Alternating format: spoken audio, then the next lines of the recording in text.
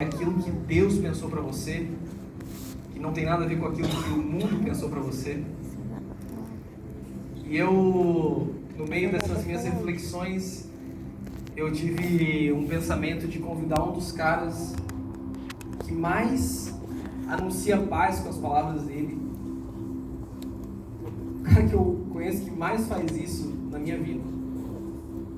Já vi ele passando por dias bons, dias ruins, e ele tem sempre uma mensagem que ele comunica, não exatamente com o que ele fala, porque ele ouve muito, mas ele comunica algo do jeito que ele é, marido que eu vejo que ele é, pastor que eu vejo que ele é, figura paterna para muitos que eu vejo que ele é. E eu não quero me alongar muito, eu quero convidar aqui o Juliano. O Juliano, ele não está sozinho, ele está com a Rebeca, que já orou pela gente, é uma bênção também. Mas hoje, nesses próximos minutos, a gente vai estar ouvindo esse cara que é fantástico. E eu quero convidar você a entregar mais do que só sentar e descansar aí, a você entregar toda a tua atenção para ele. Cada vez que eu sento com ele e ouço, eu aprendo. Então eu quero te convidar a fazer o mesmo. Vamos orar junto agora, do jeito que você está, fechar os seus olhos e orar por ele, por essa palavra. Senhor meu Deus, nós queremos te agradecer pela oportunidade hoje de ter o Juliano e a Rebeca com a gente. Eles me abençoam tanto, mesmo longe, mas hoje a gente tem o privilégio de ouvir ele. Então Deus, nós queremos pedir, Espírito Santo, para que você ajude ele a escolher as palavras certas, que aquilo que ele carrega dentro dele, que é essa paz que o mundo precisa, que as pessoas elas consigam mais do que experimentar numa mensagem agora, mas que elas possam receber essa unção, essa dádiva que ele tem, e elas possam experimentar isso durante a semana e entender que o Cristo que ele reflete é o Cristo que elas tanto ouviram falar e elas nunca conseguiram experimentar. Em nome de Jesus eu quero declarar sobre a família dele, sobre a casa dele, sobre tudo aquilo que ele toca, sobre os sonhos dele. Em nome de Jesus nós queremos agora, Pai, que você inspire ele com uma unção, não que venha de entusiasmo, motivação, mas que venha do Espírito, para que nós possamos mais do que ficar impressionados. Ninguém aqui sai impressionado, Deus, mas saia transformado pela Tua Palavra. Em nome de Jesus, Pai. Amém. Amém. Crise de expectativa é um dos principais problemas da humanidade hoje. Eu espero que o Pedrinho não tenha criado isso em você e que você se frustre comigo hoje. Depois de falar tão bem de mim, o risco de você sofrer uma crise de expectativa é grande. Mas é pra mim, cara, muito feliz de estar aqui com vocês. Eu nasci em Guarulhos. Quantos aqui me conhecem, assim, só pra eu saber quanto eu vou falar, assim? Tá, pouca gente. Obrigado aí pela luz, hein? Preciso. Eu vim de Guarulhos, eu nasci em São Paulo, cresci em Guarulhos. E hoje eu tô morando em Curitiba. E, cara, toda vez que eu conheço gente nova, assim, e a maior parte das pessoas aqui hoje eu não conheço, eu entendo que a minha família cresceu muito, assim. Eu me sinto seu irmão de verdade. Hoje eu queria falar com vocês algumas coisas e eu vou pontuar, vou dar o roteiro do que eu pretendo falar hoje, assim, do que está na minha cabeça, né? Embora quem vai falar através de mim é o Espírito Santo, é Deus, é aquele que você veio buscar aqui hoje, eu posso te garantir, você vai encontrar. Porque não é sobre o Pedrinho, não é sobre a música, mas é sobre ele. E se você veio buscar ele aqui hoje, eu te garanto, você vai encontrar. A primeira parte do que eu quero dizer para vocês é um rápido testemunho, muito rápido, só para você saber, eu quero me identificar com você. Eu quero que você saiba que eu, assim como você, eu também sangro, assim como você, eu também conquistei algumas coisas, assim como você, a minha vida também não é tão simples e tão fácil. Eu quero me identificar com você e para isso eu vou contar um pouquinho, bem muito rápido da minha história, de quem eu sou, de onde eu vim. Um pouquinho da parte mais recente do tempo que eu tenho vivido. Eu queria depois, num segundo momento, explicar para vocês como eu entendo o que é isso aqui, o que você veio fazer aqui, o que a gente faz aqui, o que é isso, como eu tenho entendido, como a minha visão tem refletido sobre o que a gente vive aqui nessas cadeiras, o que de fato é isso. Depois, num terceiro momento, eu queria falar um pouco sobre esse tema da saúde mental que eles comentaram. Queria dar alguns conselhos, 3 conselhos talvez, básicos. para aqueles que se sentem inquietados. Alguém se sente inquieto aqui hoje por alguma situação, preocupado? Legal, bacana, eu imaginei. E por fim, eu quero encerrar falando sobre aquilo que para mim é a solução de todos os problemas da humanidade. E eu quero que você fique comigo até essa quarta parte, porque ela é a razão da minha existência. Bom, então, eu sou uma pessoa que sangra e que sofre como você. Eu vim de uma família completamente disfuncional. No histórico da minha família tem assassinato, tem adultério, tem vício, alcoolismo. Eu fui rejeitado na barriga da minha mãe. Quando ela ficou sabendo que estava grávida de mim, meus pais não eram casados. Ela se jogava de barriga no chão para que eu morresse na gestação. Eles desistiram de abortar na fila da farmácia por alguma coisa assim. Eles disseram que eu ouviram uma voz, alguma coisa. Não vamos abortar, vamos desistir, vamos ter essa criança, vamos casar. E se casaram. E eu cresci num contexto de uma família assim, bem disfuncional. Tudo que pode. Fui abusado ainda quando criança, na minha infância.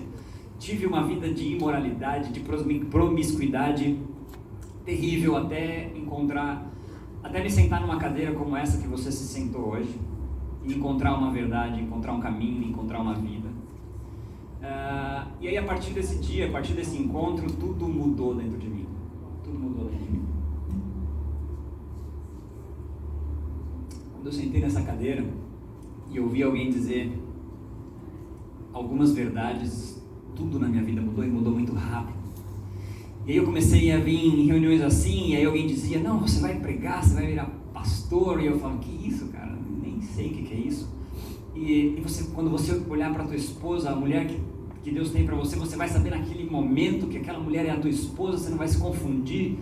Isso foi muito ruim, essa profecia, porque depois eu olhava para todo mundo assim, será que é? E agora? Eu não senti nada. Não, agora, também, caramba, né? Até que eu olhei para Rebeca, e aí eu senti, cara, é essa. Deus falou para mim assim, ó, essa é tua esposa. E aí eu fiquei tão nervoso que eu nem consegui perguntar o nome dela naquele dia. Isso, aí foi outro processo. Ele falou assim, o problema foi convencer, né? Eu falei, aí foi outro processo. Mas eu fiquei tão nervoso quando olhei a Rebeca que eu nem perguntei o nome dela. Bem-vinda. Eu era da igreja, ela não, daquela igreja e tal. Bom, enfim, daí eu fui orar em casa, só para um parênteses aqui. E aí eu falei, cara, aquela mulher me marcou, né? Eu falei falar com Deus, assim, vou orar. Deus, e aí? Aí eu peguei a Bíblia assim, sabe quando você pega a Bíblia e faz assim, pá, pra ver a página que cai? Então eu fazia, eu já não faço mais isso, mas eu fazia naquela época. E aí caiu numa passagem assim, quando Abraão manda o escravo dele buscar uma esposa para o seu filho Isaac, e coincidentemente o nome daquela mulher era Rebeca. Eu falei, bom, Deus, é uma palavra de um cara que foi encontrar uma esposa para o filho, então, pô, tem um sinal aqui. Depois eu fui saber que o nome da mulher com quem eu me casaria também era Rebeca. E aí a gente, depois de 5 anos se casou, mas a gente ficou quase 4 anos e meio separados por conta da religião. A mesma religião que nos uniu nos separou, e aí a gente foi casar 5 anos depois. A gente ficou noivo em 6 meses, né? Daí a gente se separou por pura religiosidade, por influência manipuladora de pessoas. Eu era muito religioso, eu era esse cara. E aí a gente se separou, eu fui para Portugal, e aí a gente, depois de 5 anos, eu nunca me esqueci da Rebeca, ela nunca saiu do meu coração, e hoje a gente completou ontem, dia 18 de outubro, 10 anos de casado. 10 de setembro, 18 de setembro, isso aí. 18 de setembro, 10 anos de casado. A gente estava lá em Urubici, cidade maravilhosa, Santa Catarina é fantástico, vocês são muito privilegiados, um litoral maravilhoso, uma serra maravilhosa. Bom, enfim, aí, casamos, e aí a gente começou a fazer igreja. A gente é apaixonado por isso, a gente é apaixonado por vocês, a gente é apaixonado por o ser humano, e a gente começou a se dedicar muito para as pessoas. E aí a gente começou a fazer uma igreja em casa. A gente saiu, né, daquele contexto religioso, a gente começou a fazer uma igreja na nossa casa, daí a gente começou a fazer uma igreja dentro da Cracolândia, ali no centro de São Paulo, não sei se vocês já viram pela televisão, bem naquele fluxo de pessoas ali, cheias de crack. A gente começou a fazer uma igreja ali, que eu falei que foi a primeira Inc que a gente fez, que foi a igreja na Cracolândia, não era no cinema, era na Cracolândia, uma experiência muito legal. E aí depois a gente conheceu a igreja no cinema em Curitiba, através de um vídeo, de uma gestação do Vinícius Cacol. Aí a Rebeca, eu sempre trabalhei em shopping, né? Minha carreira foi sempre construída em shopping. Eu era superintendente de shopping, trabalhava com isso a vida inteira. E eu sempre sonhava, putz, como é que a gente bota uma igreja dentro do shopping, né? Eu falava, é impossível ter uma loja, porque uma loja para suportar uma igreja, sei lá, custaria 60 mil reais um aluguel, 40 mil reais, uma loja para você poder fazer uma igreja dentro de um shopping. E eu sempre tentava fazer, cara, como é que eu consigo? Né? A gente tem que botar uma igreja aqui dentro, porque isso é muito legal e tal. Daí a Rebeca falou, Juliano, olha esse vídeo. Eu falei, meu Deus, como eu não pensei nisso antes? O cinema está pronto, as cadeiras estão prontas, a tela está pronta, é só botar a banda e ligar o microfone. E aí a gente, na semana seguinte, foi para Curitiba, conheceu a igreja no cinema lá, e 3 meses depois a gente estava fundando a igreja no cinema em Guarulhos. Ela está lá até hoje, inclusive hoje dentro de uma loja. E sabe quanto a gente paga de aluguel lá? A gente, porque você paga comigo lá. Eu já vou falar na segunda parte do que eu vou falar, como eu entendo isso aqui que está acontecendo. Quando eu falo a gente paga, porque a gente é uma coisa só. É assim que eu entendo a gente. Seja em Guarulhos, seja em Curitiba, ou seja aqui em Florianópolis. A gente é uma coisa só, um organismo único. E sabe quanto a gente paga de aluguel naquela loja, onde tem a igreja no cinema em Guarulhos hoje, funcionando lá sozinha, sem a minha presença? R$0. O shopping deu a igreja pra gente, o shopping deu a loja. Não deu porque não é nosso, né? Mas eles não cobram aluguel, a gente não paga nada. E a mensagem que você ouve aqui, ela está sendo propagada lá também. Por um milagre extraordinário. Há 2 anos a gente está lá quase. Mas aí em outubro de 2019 eu vim aqui, nesse mesmo lugar, segurei esse microfone e contei bem detalhadamente a minha história para alguns de vocês. E nesse outubro de 2019, Deus falou comigo e com a Rebeca e falou, larguem tudo, larguem sua casa, larguem a igreja que vocês fundaram, larguem sua carreira e vai para Curitiba porque tem uma missão para vocês lá. Não foi fácil, a gente largou tudo. E eu recebi uma proposta de trabalho para trabalhar na área da educação em Curitiba e fui para uma startup de ensino bilíngue. E fui lá ser diretor de operações dessa startup, chamada Perto Educação. Em janeiro de 2020 a gente mudou para Curitiba, movidos pelo Evangelho, movidos pela igreja, mas eu me sustentava financeiramente com o meu próprio trabalho, que era a direção de operações dessa empresa. Só que veio uma coisa que eu não sei se vocês ouviram falar, um tal de Covid-19. Não sei se vocês estão sabendo que chegou uma doença por aí. E aí mudou tudo. E aí a empresa de educação, as escolas fecharam, sem aula, sem metodologia, sem remuneração, sem trabalho. Em agosto de 2020, aconteceu a terceira vez em que eu me vi só com o Evangelho nas mãos, sem um emprego, um trabalho. As 2 primeiras vezes eu provoquei isso, eu me demiti para me dedicar ao Evangelho. Nessa terceira e última vez, em agosto de 2020, eu realmente me vi sem trabalho, só com uma reserva financeira, mas tudo que eu tinha na mão era tudo que eu nasci para fazer, que é anunciar uma boa notícia, que é o que eu estou fazendo aqui nessa manhã. E essa experiência toda que eu contei bem rápido para vocês carrega algumas lições que vão me levar até a terceira parte daquilo que eu queria dizer para vocês sobre os meus conselhos, para vocês que levantaram a mão ou para vocês que não levantaram a mão, mas em alguns momentos se encontram inquietos. Hoje eu basicamente vivo para a Igreja de Jesus. A gente está empreendendo, eu e a Rebeca, a gente está montando um estúdio de micropigmentação e design de sobrancelha em Curitiba para que a gente também se mantenha financeiramente. Eu não tenho nada contra pessoas que recebem para fazer o que fazem, para pregar, para fazer igreja, não é o caso aqui em Floripa, nem em Curitiba e nem em Guarulhos, somos todos voluntários. Mas eu acho justo que recebam, mas o que eu estou dizendo é que a minha preocupação é cuidar das ovelhas e não comer as ovelhas. A minha preocupação é que a gente tenha uma independência financeira para que a gente possa cuidar só mesmo dos sentimentos, só cuidar da vida, só cuidar de você da melhor maneira possível, sem se preocupar com o dinheiro. E hoje a gente vive assim.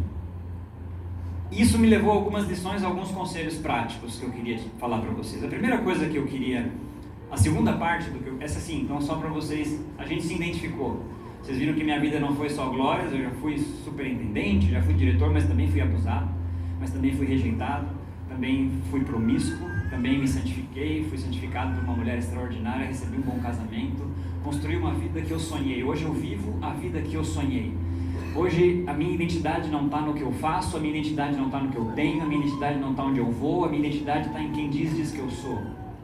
A minha identidade está naquilo que Ele me fez nascer para fazer, e é isso que eu quero te dar hoje, nessa manhã. É isso que eu quero que quando você sair por aquele corredor hoje de manhã, você saia com livre, com a sua identidade posta no lugar certo, não em coisas, não em lugares, não em pessoas, mas em quem Deus diz que você é. A segunda parte daquilo que estão, sim, esse sou eu, muito prazer, Juliano, gostaria de conhecer todos vocês, mas eu acho que sim, a gente se identificar, eu não entro no seu coração, eu quero entrar. Me dá licença de entrar aí dentro hoje. A segunda parte é como eu entendo isso que está acontecendo aqui. O que é isso que a gente vive? Alguns chamam isso de igreja, outros chamam isso de comunidade, outros chamam isso de denominação. Eu acho que nenhuma dessas coisas definem bem o que a gente é aqui. É óbvio que igreja não define bem, porque para mim ela é mais do que isso. A igreja de Jesus, aquela que Ele fundou na cruz e na ressurreição, essa igreja ela é inabalável, ela é um organismo universal, mundial, ela é um organismo que já venceu segundo as Escrituras. A gente não precisa defendê-la, a gente não precisa se preocupar com ela, porque em Apocalipse, se você ler, você vai ver que a gente ganha no final. Então a gente não tem que se preocupar com isso, não tem que defender, não tem que guerrear, não tem que brigar, porque ela já venceu. Mas eu estou falando disso aqui, ó. Estou falando dessa manhã, eu estou falando de você ter acordado cedo, se preparado para esse dia. É disso que eu estou falando. O que é que te move? Por que você vem aqui? E aí, para mim, a definição de comunidade, ela também não cabe.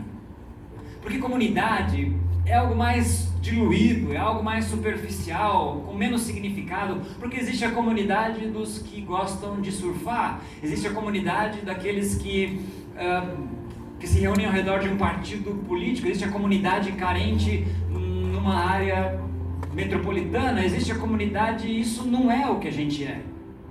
A gente não se reúne por uma afinidade. É óbvio que você veio aqui porque acredita em Deus, e isso é comum em todos nós. Ou talvez você nem acredite, e está tudo bem se você não acredita. É para isso que a gente existe, para te devolver essa fé, te devolver esse sentido, te devolver esse significado. Então comunidade para mim é superficial. Então o que é, Juliano? O que é que está acontecendo aqui? Para mim, a definição mais significativa, mais profunda, mais consistente do que a gente tenta viver aqui, do que a gente se esforça para viver aqui, ou do que a gente deveria estar vivendo aqui em Guarulhos, em Curitiba, em todo lugar que se reúne ao redor do Evangelho. Para mim a definição é o nome de família. E eu queria ler um texto com você sobre família. O apóstolo João, ele é o conhecido como apóstolo do amor, é pessoalmente o meu preferido, porque toda a minha experiência de vida, histórico de rejeição, de abuso, de imoralidade, o fato de ter recebido de Deus uma esposa extraordinária, colocou em mim uma mensagem. E eu sempre falo que, quando eu pergunto para o Espírito Santo, o que eu prego hoje? Ele sempre me dá a mesma resposta, ele fala do meu amor. Prega sobre amor. Eu falo, tá, mas eu já falei todos os versículos da Bíblia sobre amor. Tá bom, então fala sobre amor, porque para mim amor é a mensagem mais poderosa da história. Deus é amor. E João, ele fala aqui na primeira carta, no primeiro livro dele, lá no finalzinho da Bíblia, no capítulo 3, ele diz o seguinte, olha que interessante esse texto, do versículo 1 e do versículo 2. Ele diz assim: vejam como é grande o amor do Pai por nós. O seu amor é tão grande que somos chamados filhos de Deus. E somos de fato seus filhos. É por isso que o mundo não nos conhece, pois não conheceu a Deus. o Pai. Essa expressão bem simples, de se revelar Deus como Pai e a nos assegurar a posição de filhos, dá para mim a certeza de que o que a gente vive aqui nessa manhã de domingo, e todos os domingos, e durante a semana nas agendas de vocês, em comum, é a concepção de família. Nós somos família. E é porque a gente não vive a intensidade dessa definição, que a gente não vive a intensidade dessa realidade sobrenatural e maravilhosa que você veio buscar nessa manhã e vem todo domingo buscar. Se você não me tem como irmão, então não me chame de irmão, me chame de Juliano. É disso que eu estou falando. No meio evangélico, no meio protestante, no meio religioso, é muito comum você falar, o irmão Mateus, o irmão Pedrinho, mas você trata o irmão Pedrinho como irmão? Ora então, ou você abandona a incoerência de chamar alguém de irmão e não tratá-lo como, ou você começa a olhar para as pessoas e minha irmã, e tratar como irmã.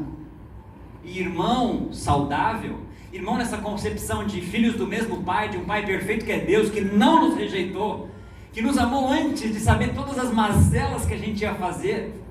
Esse Pai perfeito que fundou e criou e estabeleceu a gente como irmãos, cordeiros de Cristo. Esse Pai, Ele nos ama.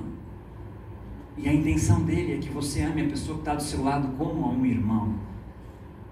E esse conceito de família aqui entre nós, eu falo Brasil, tá? Não é só sobre vocês, eu espero que isso não aconteça aqui. Eu espero que quando você olha para o lado, você encontre uma pessoa que te trata como irmão de verdade. E que eu esteja equivocado sobre esse diagnóstico sobre a Igreja de Jesus, onde a gente se fala que é irmão, mas não vive como irmão. Onde a gente se trata verbalmente, o irmão, mas a gente não sente que tem um irmão. Quando você precisa, quando você está chorando, quando você está inquietado. É isso que eu queria devolver para você também na manhã como meu segundo objetivo hoje. Entenda que o que acontece aqui deveria ser. Aqui eu falo Igreja de Jesus, eu não estou falando sobre a Igreja no Cinema de Florianópolis. Estou falando sobre essa família espiritual, esse organismo vivo, esse corpo de Cristo. Olhe para quem está do seu lado e comece a olhar para ele com a responsabilidade de tratá-lo como um irmão de verdade. Se você não está disposto a isso, então chame ele pelo nome. Porque senão você está defraudando ele, enganando ele, criando uma falsa expectativa. Talvez você não tenha uma boa referência de família, de irmão, de irmã, mas entenda que do lado do seu lado, no seu trabalho, na sua escola, no seu contexto social, existe um Filho de Deus tão amado quanto você é, tão querido quanto você é. A Bíblia diz que antes da cruz, Jesus era o unigênito, mas depois da cruz ele se torna primogênito, o primeiro entre muitos. A Bíblia diz que em Atos, que depois que o Espírito foi derramado, foi profetizado em Isaías que o Espírito seria derramado sobre toda a carne. Em Atos isso acontece ao Pentecoste, ali o Espírito Santo é democratizado para a humanidade, e ali ele vem habitar dentro de mim, dentro de você, e isso nos iguala, porque o que define você e a mim, como eu disse, não é o nosso trabalho, não é o nosso talento, não é sobre quem canta, não é sobre quem prega, não é sobre quem tem mais dinheiro ou menos dinheiro, não é sobre quem é mais bonito ou menos bonito, mais influente ou menos influente, não é sobre quem tem mais talento ou menos talento, é sobre quem tem o Espírito. Se você tem o Espírito, eu creio que tem, eu tenho certeza que tem, talvez não tenha manifestado, não tenha conhecido, talvez não tenha desfrutado, talvez não tenha experimentado, talvez não tenha entendido, mas eu tenho certeza que o Zoe, o Espírito de Deus, está sobre todos nós aqui nessa manhã. E isso nos dá a certeza, ou deveria, de que ninguém vai sair por aquele corredor hoje de manhã sem a certeza de que tem dentro de si todas as respostas que busca, fora de si. É isso que eu quero que você saia com essa compreensão nessa manhã. Amém, família? Amém. Você consegue me amar sem me conhecer? Por meio de fé? Porque eu amo vocês. Eu amo vocês. Eu não conheço vocês, mas eu amo vocês. Eu escolhi estar aqui nessa manhã. Não por mim, por vocês. Tenham em mim a esperança de uma resposta, de um conselho. Tenham em mim a esperança de uma ligação atendida, de um café tomado, se possível. Quando forem em Curitiba, procurem, peguem o meu contato com o Pedrinho. Serão bem-vindos na minha casa, um de cada vez, obviamente, porque é pequena. Entendem o que eu estou falando sobre família? Eu queria colocar esse pilar assim. Parem de se entender como uma denominação. Denominação é time de futebol. Muda o time, mas a finalidade é a mesma, jogar bola. Igreja no Cinema Floripa, Igreja no Cinema Curitiba, Guarulhos, batistas, presbiterianos. Cara, isso doesn't matter, isso não é importante. O importante é que somos família. E família é assim, tem quem é bom numa coisa, ruim na outra, habilidoso nisso. Tem um monte de gente diferente na família, mas não importa, a gente é família. E o que torna especial essa família é que a minha família biológica decidiu permitir que eu nascesse, mas eu não escolhi ela. Vocês eu escolhi. Eu fui escolhido por você. Isso torna muito mais especial essa família, porque eu não precisaria estar aqui, mas eu escolhi estar. Por quê? Porque eu te amo. E você escolheu vir aqui, poderia ter ido em outros endereços.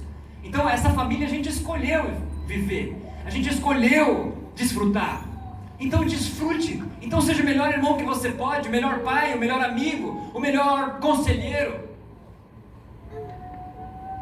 Eu tenho certeza que muitas respostas que vocês procuram aqui está na pessoa que está do teu lado, ou atrás de você, ou na sua frente.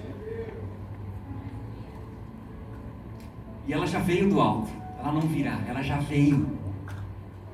Ela está contida dentro do peito de alguém, dentro da sabedoria de alguém, dentro do bolso de alguém também. Ele já deu tudo que você precisa. Nessa família, nesse organismo vivo, que não é uma denominação, é mais que isso.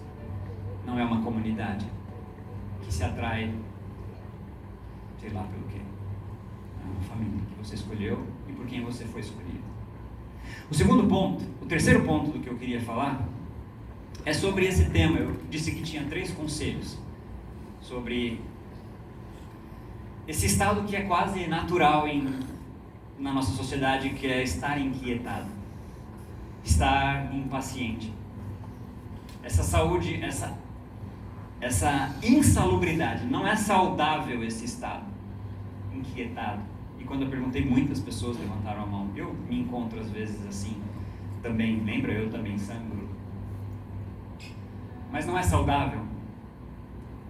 Inquietação, angústia, ansiedade, preocupação demais com o futuro, insegurança, incerteza, tudo isso não é justo para você.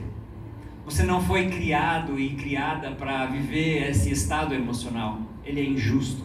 Ele não tem direito de viver dentro de você.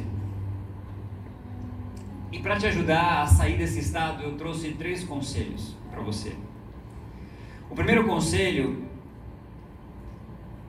é: use o coração como uma proteção dos seus pensamentos. Eu queria ler um texto que está em 1 João de novo, meu querido apóstolo João, sou fã dele. No mesmo capítulo 3, só que agora nos versículos 19 e 20, diz assim o texto: é assim, então, que sabemos que pertencemos à verdade de Deus e que o nosso coração se sente seguro na presença dele. Pois se o nosso coração nos condena, sabemos que Deus é maior do que o nosso coração e conhece tudo. Use o teu coração como uma proteção dos teus pensamentos. Essa ficha caiu para mim quando eu tive recentemente lá em Guarulhos. Eu fui convidado para ir no aniversário da igreja e eu entendi que eu ia pregar lá. Só que chegou lá, aconteceu alguma confusão e era outra pessoa que estava convidada para fazer isso. E como fundador, você imagina, né? O pai é convidado para ir no aniversário do filho, só que aí chega lá na hora do aniversário do filho, quem vai cantar parabéns é o outro. Aí o pai fica meio assim, tipo, pô, mas... né? No mínimo. E meu coração ficou triste. Eu confesso isso para vocês. Eu sangro também. Eu fiquei triste. Eu me senti mal. E aí eu olhei pro meu coração e começou a doer. Sabe quando o coração dá uma apertada? Sabe quando o coração... ele sai do batimento cardíaco normal, assim? E aí eu comecei a olhar pro meu coração e... o que aconteceu? Alguma coisa aconteceu? Eu estava bem, eu estava feliz. Eu vim de Curitiba, dirigi 500 quilômetros. Estava com empolgação, matando saudade das pessoas, estava sendo amado, estava gostoso. O que aconteceu? E aí eu comecei a perguntar para ele, o que aconteceu, coração? Onde é que estava aquela paz? Por que você está inquieto? Por que está apertado o seu peito? E aí eu comecei a pensar sobre o que eu estava pensando. E aí eu comecei a notar que eu estava com meu orgulho ferido. Eu comecei a notar que eu estava com meu ego maltratado por mim mesmo. Eu comecei a notar que talvez a minha alegria não estava no sucesso deles, mas estava talvez no meu próprio reconhecimento. E aí eu comecei a olhar para o meu coração e ver que o problema estava em mim. E ali caiu uma ficha para mim. Existe uma mente que pensa e existe um coração que sente, uma mente que sente. Só que ela funciona aqui, essa mente que sente. E aí eu comecei a olhar para ele e entendi que o coração ele é como um firewall. O coração é como um antivírus. O coração é como um alarme, um sinal que dispara assim. Quando o ladrão entra na sua casa e abre o teu vidro, toca um alarme. Cuidado. Seu coração não está legal. Pergunta para ele o que está acontecendo. Porque onde é que foi que você começou a ficar assim? E aí eu comecei a olhar para o meu coração ali no culto e comecei a falar com o Espírito Santo. E aí aquele sentimento humano, aquele sentimento egoísta, aquele sentimento egocêntrico que ainda eu descobri que habitava em mim, começou a ser trocado por uma vulnerabilidade, por uma humildade, começou a ser trocado por um quebrantamento, por um choro de, cara, não faz sentido isso. Você devia estar alegre porque existe uma comunidade, existe uma família. Existe uma família se amando nesse lugar. E você talvez tenha sido um dos que botaram fogo nesse início dessa chama. E você devia se alegrar por isso. Olha só quantas pessoas tocando aquilo que um dia você ajudou a construir. Alegre-se nisso. Se você tiver que se orgulhar, orgulhe-se porque tem alguém fazendo aquilo que antes só você fazia. Ou você fazia. E aquilo começou a ser trocado por uma alegria. Mas o ponto não é esse. O ponto é... o primeiro conselho que eu dou para você, eu repito, para você sair desse lugar de inquietação, para você se proteger desse lugar de ansiedade, de preocupação demasiada com algum assunto, presta atenção no que o teu coração está te dizendo. Você está bem, está em casa, o telefone toca, você está no seu trabalho, sai de uma reunião, você está com a sua esposa ou com o seu namorado e você tem uma conversa e de repente o coração gela, o coração dói, o coração aperta, o coração bate mais rápido ou parece que para de bater em alguns momentos. Por quê? Pergunte-se, coração, por que você mudou o seu ritmo? Coração, o que está acontecendo? Que pensamentos aqui estão te inquietando? E reflita sobre isso. Eu tenho adquirido um hábito que eu vou dar a dica para vocês de fazerem. Para mim tem sido muito, muito, muito bom. De manhã, nem sei se você pode, mas aqui na praia é ainda melhor. Se eu morasse aqui, acho que eu faria 3 vezes por dia, olhando o mar. Mas eu vou para minha sacada toda manhã quando eu acordo um pouco mais cedo. Acordar cedo para mim é difícil, acreditem. Mas eu tento acordar um pouco mais cedo e eu sento na minha sacada, eu ponho uma musiquinha tipo essa assim, que está tocando no fundo. E ali eu fico respirando fundo, alguns minutos. E depois que eu respiro bem fundo assim, algumas vezes eu oxigeno meu cérebro, eu começo a agradecer a Deus, intuitivamente, pelo dia, por poder respirar sem aparelho, pela esposa, pela casa, pelo pão, pela capacidade física. Eu agradeço por aquilo que vem na cabeça. E quando acaba as razões de eu agradecer, eu fico quieto e fico ouvindo o meu pensamento, pensando sobre o que eu estou pensando. E aí eu pergunto para o Espírito Santo, o que você quer que eu faça hoje? E ele fica ouvindo. A Madre Teresa de Calcutá tem uma explicação legal para isso. Perguntaram para ela assim: Madre Teresa, você fala com Deus? Ela fala: falo sim, meu filho. Claro, um repórter. Você conhece essa história? E aí o repórter perguntou para ela: você fala com Deus? Ela fala: falo sim. Aí, o que ele te fala? Ela respondeu assim: ah, filho, na verdade, eu só fico ouvindo ele. Ele não fala nada. Não, desculpa, eu que falo com ele. Eu só falo, ele fica me ouvindo. Ah, legal, e o que você fala para ele? Ela respondeu para o repórter, falou: na verdade nada, eu só ouço ele. Então, nesse momento em que a gente ouve o Espírito Santo, é um momento de quietude. É por isso que eu estou dando esse meu exemplo da manhã, porque às vezes você fala: eu não consigo ouvir Deus, mas eu te pergunto, você para ouvi-lo? Ah, eu nunca ouço, só o Pedrinho que ouve. Tá, mas você já parou para perguntar e ficou alguns minutos em silêncio tentando ouvir o que ele tem para te dizer? E eu fico na minha sacada ali alguns minutos em silêncio, pensando, olhando para o meu coração. O que o coração está batendo aqui? Que sentimentos que eu estou tendo? Por que eu estou tendo esses sentimentos? E aí eu pergunto para o Espírito Santo: Espírito Santo, o que eu faço hoje? Qual é a agenda que você tem para mim hoje? Tenho que trabalhar, legal, mas no meu trabalho, quais são os meus desafios hoje? Para quem que eu tenho que ligar? No meu caso, eu não estou trabalhando, não remuneradamente falando para uma empresa corporativa, mas trabalho para uma igreja viva que é uma família, que se reúne no cinema também. E aí eu pergunto: para quem que eu tenho que ligar? E à noite, onde eu vou? E aí eu faço a minha agenda. E, na verdade, ele faz a agenda para mim. E é impressionante, gente. É impressionante o que acontece. Eu saio daquele dia pleno. É difícil alguma coisa me surpreender e me abalar. É muito difícil. E eu queria que você tivesse momentos de quietude. Ouça o seu coração. O segundo conselho que eu tenho para te dar é: aprenda com o passado. Planeje o futuro, mas viva só no presente. O livro de Mateus, o capítulo 6 de Mateus é um encorajamento para isso. Leia, tem várias dicas para você lá. A primeira dica que Mateus 6 traz é a oração mais conhecida da humanidade. Alguém sabe que oração é a mais conhecida da humanidade? Alguém arrisca? Obrigado. Tem alguém me ouvindo? O Pai Nosso. Ele diz: o pão nosso de cada dia nos dai hoje. Depois, mais para frente, no 34, ele diz assim: não estejam ansiosos por nada, basta cada dia o seu mal. Então, no mesmo capítulo, 2 conselhos que para mim são fundamentais para eu conseguir estabelecer a qualidade da minha agenda, da minha vida. O teu passado não vai mudar o seu destino, o seu futuro tampouco, porque ainda não existe. A única coisa que existe de verdade nas tuas mãos é o teu presente, é essa sessão, é essa hora, é a próxima oração, é o que eu estou dizendo para você, é o que está entrando no seu coração. A única coisa que pode mudar o seu destino agora é o que você vai fazer com essa informação agora.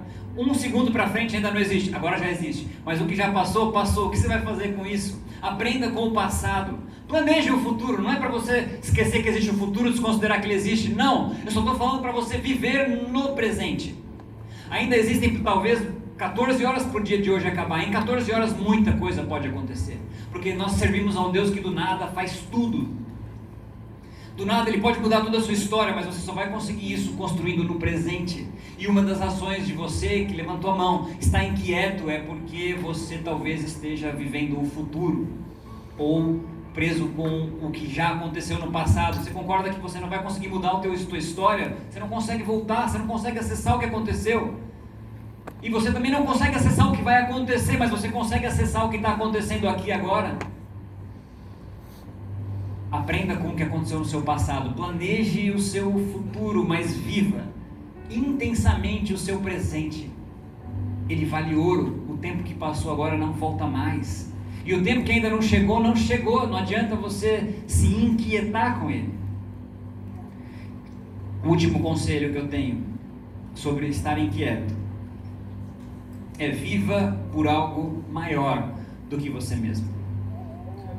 Se você vive por você mesmo, a chance de você estar inquieto por alguma razão é de 99,9%.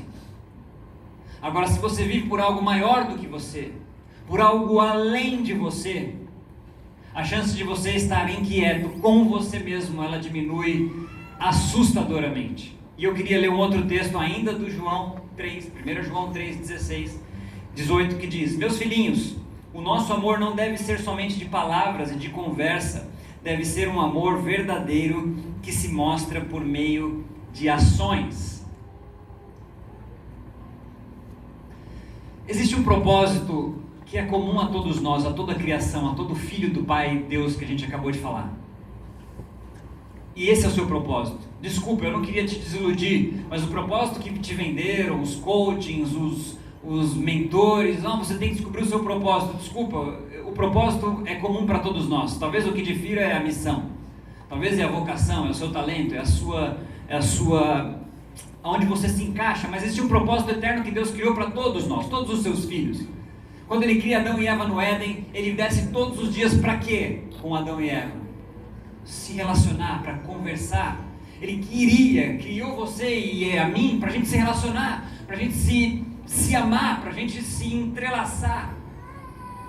E depois da multiplicação dos filhos, era para que as virtudes daquele Deus que criou a humanidade se multiplicassem pela humanidade. Esse é o propósito que você e eu carregamos como filhos, como cristãos, como alguém que acredita em Cristo, alguém que acredita numa criação divina, que você não está aqui por acaso. Esse propósito ele é comum. Deus quer se relacionar com você, Deus quer se relacionar comigo, Deus quer te amar, e Ele quer habitar em você e através de você multiplicar essas virtudes, todas elas. Tiago 1,17 diz: Deus é o doador de toda boa dádiva. Você tem alguma coisa boa em você, meu irmão, minha irmã, é porque você foi implantado, foi enxertado, foi agraciado, foi presenteado com dons, talentos e virtudes que vão beneficiar alguém do seu lado. E enquanto você não viver isso, me desculpa, você vai estar inquieto com coisas que não são importantes, porque não são eternas. Amém. E a virtude, o propósito de Deus é se relacionar com você e que esse dom, esse amor se multiplique pelo maior número de pessoas possível. Esse é o propósito que dá alegria para todo mundo. É científico, a gente estava falando isso, tem uma live correndo aí do Jesus Cop, procure isso. O ocitocina, o hormônio da felicidade, não é esse estudo, mas assista também. Diz que quando você compra um presente para você, você tem um pico de ocitocina, mas ele, do mesmo jeito que sobe, ele desce muito rápido. Mas quando você compra um presente e dá para alguém, a ocitocina sobe e ela continua por muito tempo, porque você vê o benefício, a alegria no rosto de alguém outro. Então o propósito que você procura na sua vida, deixa eu te contar, deixa eu simplificar para você, acredite no que eu estou te dizendo. O propósito eterno de Deus para você é que você se relacione com Ele em primeiro lugar. E se relacionando com Ele, você se torne parecido com Ele e influencie o maior número de pessoas possível à sua volta. Influencie a sua cidade, a sua família, influencie o seu trabalho, influencie a sua universidade, influencie tudo. Dê de si mesmo. Porque enquanto você não fizer isso, eu posso te garantir, eu tenho 43 anos. Eu tive tudo o que eu queria ter na minha vida, e eu não encontrei esse lugar enquanto eu não dediquei a minha vida para alguém, enquanto eu não dediquei o meu tempo para alguém. Não estou dizendo que não tem que se preocupar com o trabalho e essas outras coisas. Eu estou estourando muito aqui.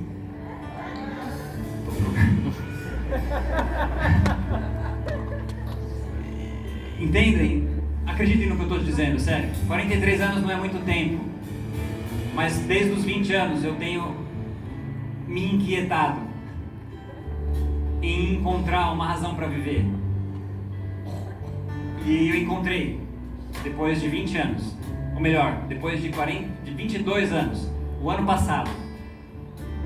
Para mim não faz sentido mais eu dedicar o meu tempo só para produzir riqueza, para ter um bom carro, uma boa casa, uma boa viagem para Urubici. Eu aprendi que enquanto eu me preocupo em fazer o melhor hoje, porque é a única coisa que eu tenho, o tempo hoje, isso me faz ter certeza de que amanhã eu vou estar no lugar que eu tinha que estar, entendem?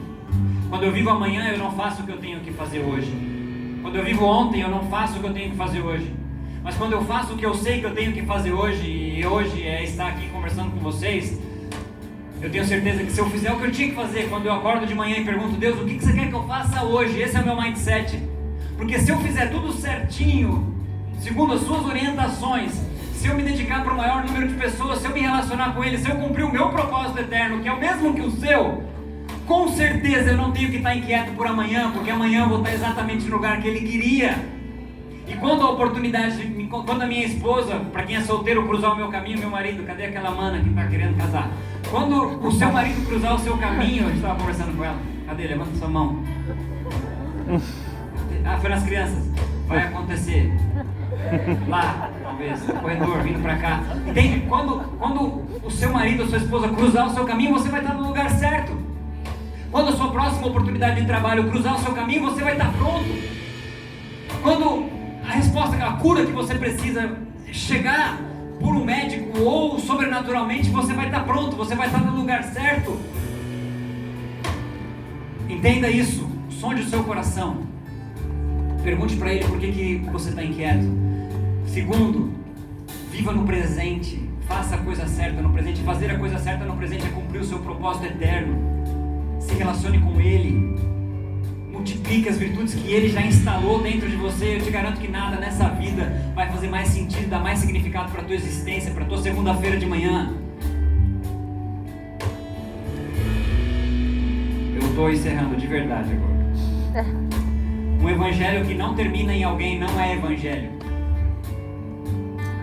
Quantos aqui, quando recebem uma boa notícia, não ficam loucos para contar para alguém?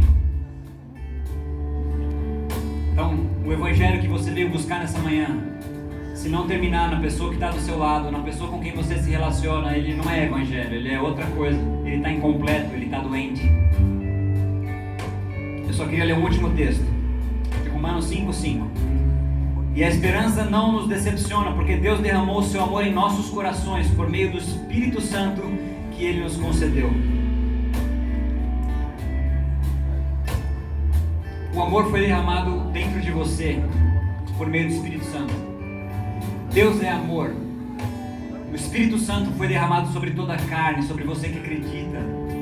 Então, se o Espírito Santo é Deus, e é, e Deus é amor, e é, e o Espírito Santo habita dentro de você, o amor habita dentro de você. E o amor não tem sentido se não for para ser compartilhado. Por isso que Deus criou você e eu. E eu quero encerrar essa mensagem pedindo que você multiplique esse amor pelo maior número de pessoas possível. Acredite em mim. Ame alguém, ajude alguém, se dê para alguém, ore por alguém, abrace alguém, contribua financeiramente com alguém, doe alguma coisa para alguém, dê um conselho para alguém, dê tempo para alguém, ame alguém e você vai sentir a pessoa mais feliz, mais realizada e mais completa desse mundo. E a sua identidade vai ser arrancada do seu trabalho, a sua identidade vai ser arrancada do seu casamento, a sua identidade vai ser arrancada da sua formação universitária, a sua identidade vai ser arrancada do seu cargo, vai ser arrancada do lugar, da cidade que você vive, e seja em qualquer lugar desse planeta, se você se relacionar com Deus, amar a Ele sobre todas as coisas e as pessoas como você ama Ele. Não tem tristeza, você pode passar por dificuldade, mas não vai ficar nela. Você vai passar por momentos difíceis. Eu e a Rebeca, a gente perdeu 4 gestações nos últimos 4 anos, seguidas. Nem por isso eu parei. Nem por isso eu deixei de crer que a gente vai engravidar. Nem por isso eu deixei de crer que se a gente não engravidar, a gente vai adotar. A enfermidade, a luta, a inquietação, ela nos perturba, ela nos interpela, ela nos atropela de vez em quando, mas ela não nos para. Ela não tem esse poder. Você tem dentro de você o poder de vencer. Você tem dentro de você o poder de romper todo e qualquer obstáculo, todo e qualquer limite. Porque o Espírito de Deus, Romanos 5:5, foi derramado sobre você. O amor está sobre você. O amor não fica só em si mesmo.